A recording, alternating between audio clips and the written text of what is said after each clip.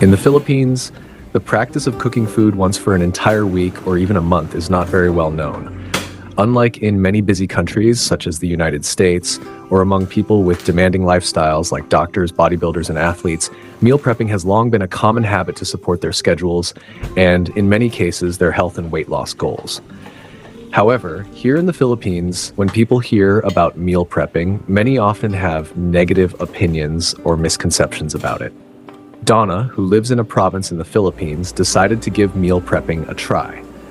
Although she is not extremely busy, she is not a fan of spending several hours in the kitchen every day just to prepare 3 meals.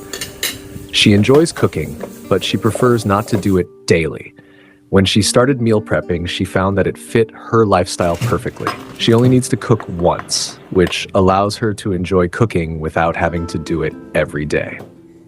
It also gives her more time to focus on other things she enjoys while eliminating the daily stress of deciding what to eat, cooking multiple times a day, and washing dishes every day. In this vlog, Donna will share her Filipino version of meal prepping in the Philippines.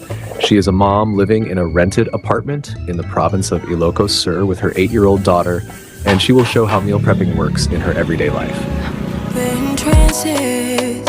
Going all to different places, different planets. She cooked this rice the night before her scheduled meal prepping day. She decided to prepare the rice first because she has a limited number of food containers available. She also needs to be mindful of the storage space in her small refrigerator.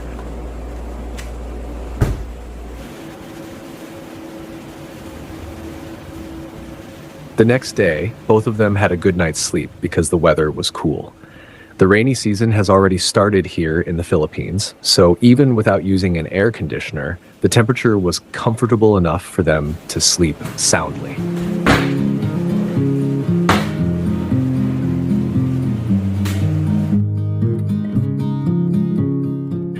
Normally, when she doesn't have meal prepped food available, she goes out first to look for a quick breakfast before heading to the public market. She prefers to eat before shopping so that neither she nor her daughter gets hungry while they're out.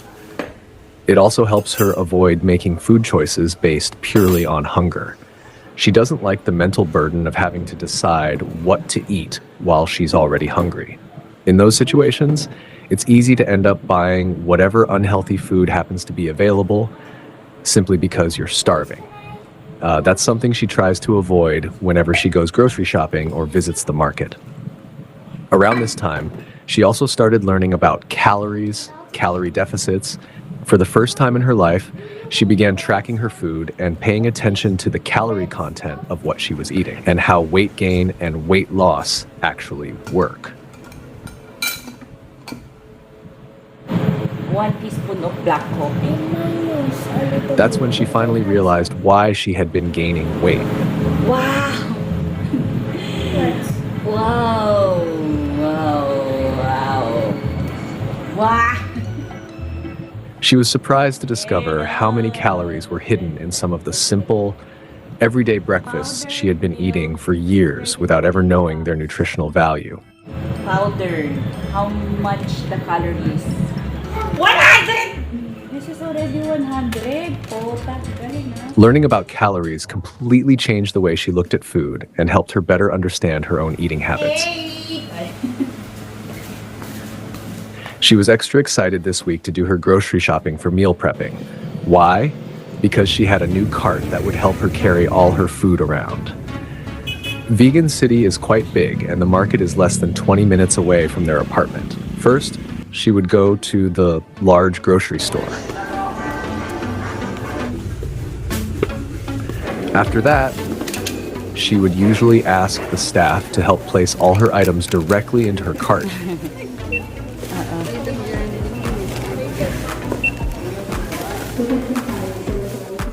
Instead of using plastic bags. The workers were also happy because they no longer had to spend time bagging everything one by one. She noticed that even the escalator-like ramp in the grocery store wasn't working, but to her surprise, the cart rolled down it smoothly. It was also easy to push over small bumps without any struggle.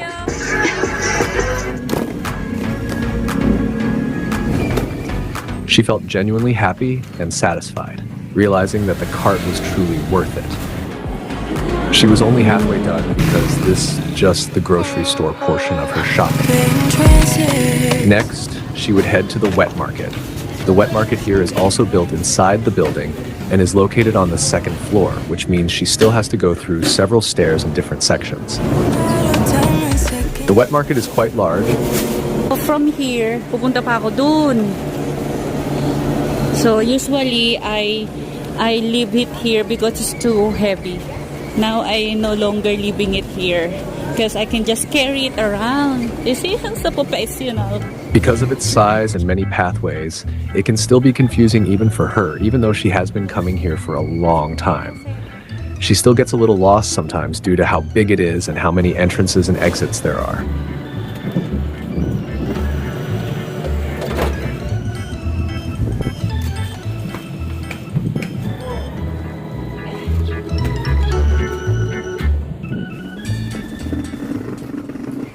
When she got home, she immediately started feeling hungry because it was already around 2 in the afternoon. Since she had eaten breakfast at 8 a.m., she was starting to feel a little shaky from hunger. Her breakfast wasn't very high in volume, so by this time she was extremely hungry. To make something quick and easy, she cooked salmon along with rice so she could have enough energy while preparing her meals. Meal prep usually takes her at least 6 to 8 hours, so she wanted to eat first before getting started.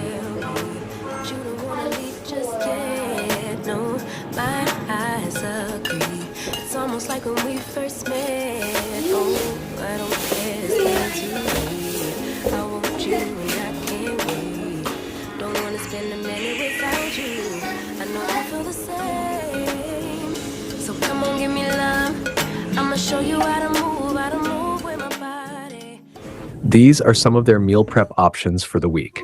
A variety of fresh fruits, a selection of vegetables, chopped vegetables for easy meal preparation, ginatang munggo, beef with mushrooms, and salmon. Before, she used to prioritize chopping the fruits and putting them away first, but now her routine has changed. She prefers to cook the dishes first, especially the ones that have a strong smell. For example, she cooks the salmon first because it has a very strong odor.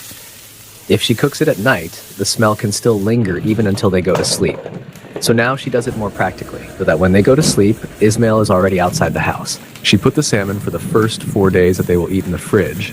Then she vacuum sealed the rest of the salmon for the remaining days of the 7-day supply, which they will eat last, so it stays fresher and better preserved when they consume it on the final days.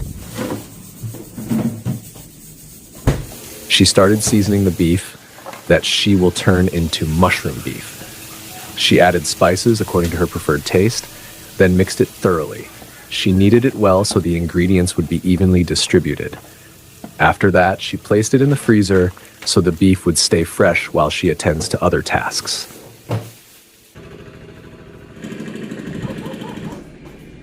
She also started preparing her largest pressure cooker for cooking ginatang munggo. She sautéed the mung beans until they started to brown, then added water and let them boil first before adding the husks so they would soften. After that, she added the rice and glutinous rice, since sticky rice cooks faster. While it was boiling, she took the opportunity to wash dishes and chop vegetables. Previously, she used to place fruits, mixed vegetables, and fruits in small containers like these.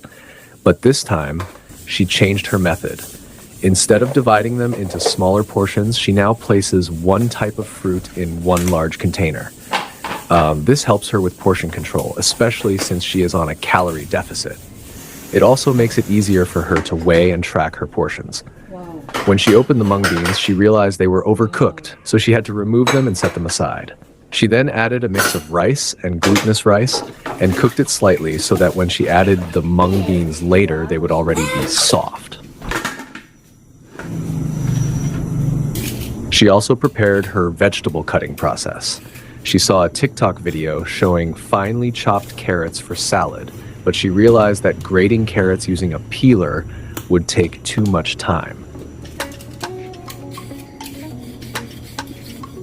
So she used her chopper with a blade that produces the exact cut she wants. This made her preparation much faster, and she was grateful to have the tool. She also placed the chopped vegetables in the freezer. Again, she used large containers so it would be easier for her to portion and weigh them for her calorie deficit. She did the same with cucumbers, chopped them and stored them in larger containers before placing them in the fridge. From time to time, she stirred the mung beans to prevent them from sticking or burning at the bottom. She added coconut milk only when the dish and rice were almost done cooking, so the coconut milk would not turn oily and lose its flavor. If it is added too early, it becomes greasy and less tasty, so she always adds it at the end. She also prepared a topping mixture for the jinatang mungo, which includes Milo powder and another powdered beverage brand. She divided the mung beans into 2 portions so they would cool faster, making it easier to store. She didn't forget to give snacks to her child who had been playing for hours at a neighbor's house with other well-behaved children. She was happy that her child had good playmates while she was cooking.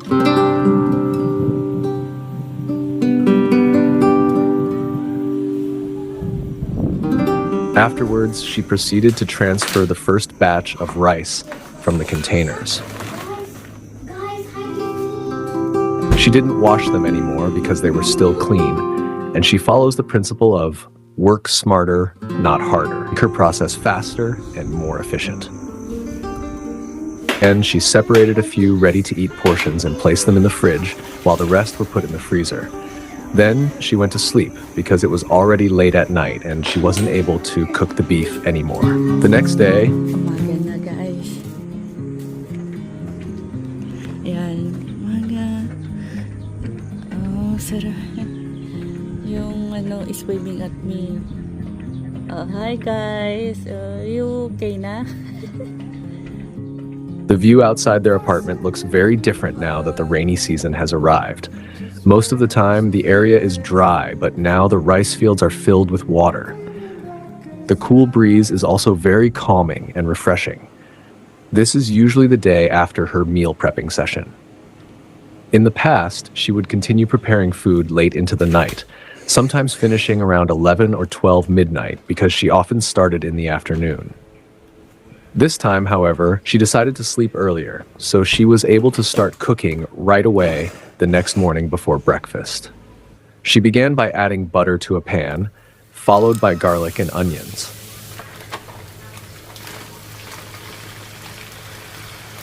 She removed some of the garlic that had been marinating with the beef and used it for cooking.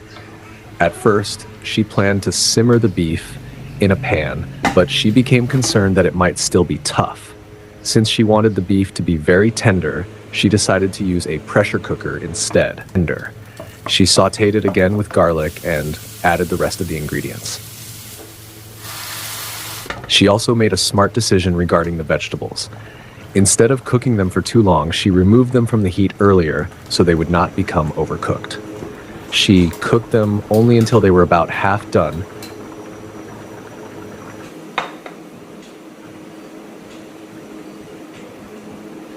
Then added the mushrooms, which gave the dish its mushroom beef flavor. The beef took about an hour to cook overall, including roughly 30 minutes in the pressure cooker to become tender.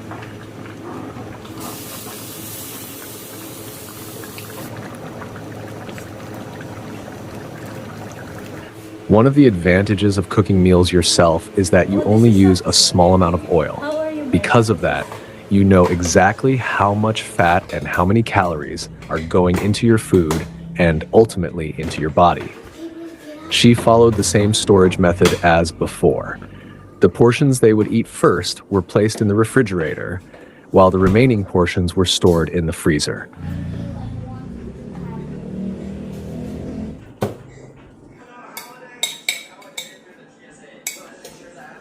They ate salmon again, this time paired with a variety of fruits and vegetables. As you can see, she was doing something that was not very efficient at first. She was weighing each food item separately. Later, she discovered that she could simply place a large plate on the food scale, press the tare button to reset it to 0, and then keep adding different foods one at a time. Each time she pressed the tare button, the scale would reset, allowing her to measure only the newly added food. She laughed when she realized there was such an easy method for weighing food. This is what her kitchen looked like after completing her weekly meal prep. Everything was organized, and she no longer had to worry about preparing meals for the rest of the week. This is also what their meals looked like. Eating became much more enjoyable because she no longer had to stress about what to cook every day. Dissolve the food in my tummy.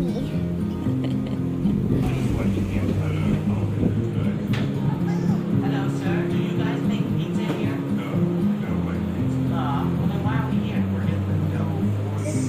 Too much milk. Wholesome milk. I will wait for you guys. As an added lesson, she had her child wash his own plate after eating. It was a simple way to help him practice responsibility and learn good habits from an early age.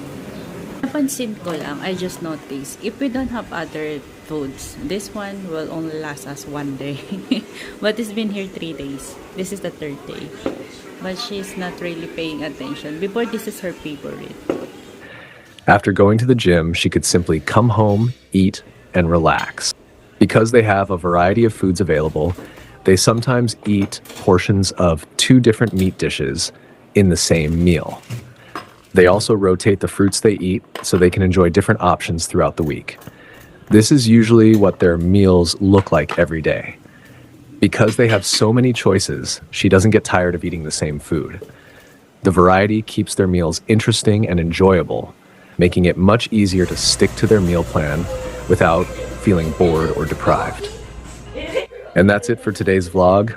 Thank you for watching, especially if you made it all the way to the end. I hope this video gave you some ideas and inspiration for your own meal prepping journey. Until we meet again on Mama May's channel, take care. Goodbye.